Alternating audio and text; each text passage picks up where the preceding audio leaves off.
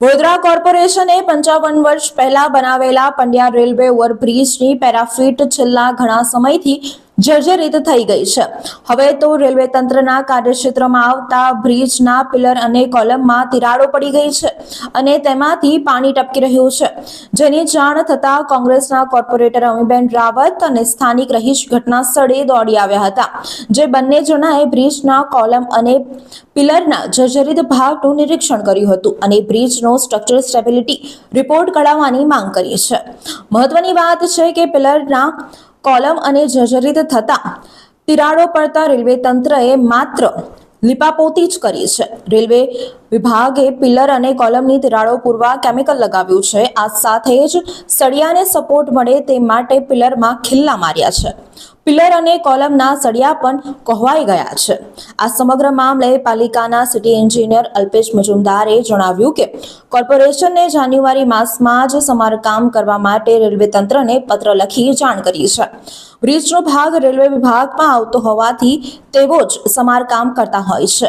Corporation સતત railway વિભાગના સંપર્કમાં રહી કામ કરવા માટે સૂચના આપે છે। કોર્પોરેશને જાન્યુઆરીમાં રેલવેને પત્ર લખી સમારકામ માટે જાણકારી આપી પોતાના હાથ અદ્ધર કરી દીધા છે। જો કે હજુ સુધી બ્રિજનું યોગ્ય સમારકામ કરાયું નથી। રેલવે તંત્ર પણ પોતાની આડતથી નથી ખંખેરી રહ્યું, ત્યારે જર્જરિત બ્રિજને લઈ કોઈ મોટી હોનારત સર્જાય તે પહેલા રેલવે અને કોર્પોરેશન તંત્રએ સંકલન કરી વહેલામાં વહેલી તકે બ્રિજનું સમારકામ કરવાની જરૂર છે।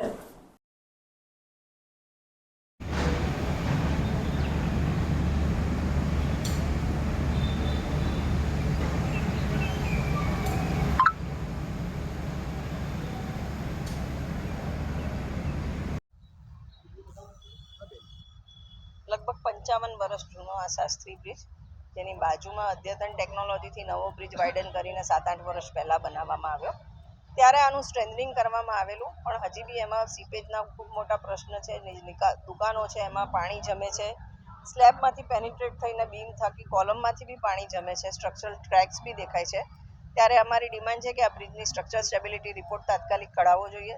શક્ય હોય તો રિપેર અથવા તો નવો બનાવવાનું જે બી હોય રેલવે સાથે સંકલન કરવાની જરૂર છે, કારણ કે આ હાઈએસ્ટ યુટિલાઇઝડ બ્રિજ છે। ઈસ્ટ અને વેસ્ટને જોડતો જે બ્રિજ છે, ક્રિટિકલી ઇમ્પોર્ટન્ટ બી છે। ત્યારે કોર્પોરેશને આના પર પૂરતું ધ્યાન રાખી અને યોગ્ય પગલાં તાત્કાલિક લેવા જોઈએ। વડોદરાના સમાચાર જુઓ તથા આપણી ચેનલને સબસ્ક્રાઇબ કરો અથવા સંપર્ક કરો।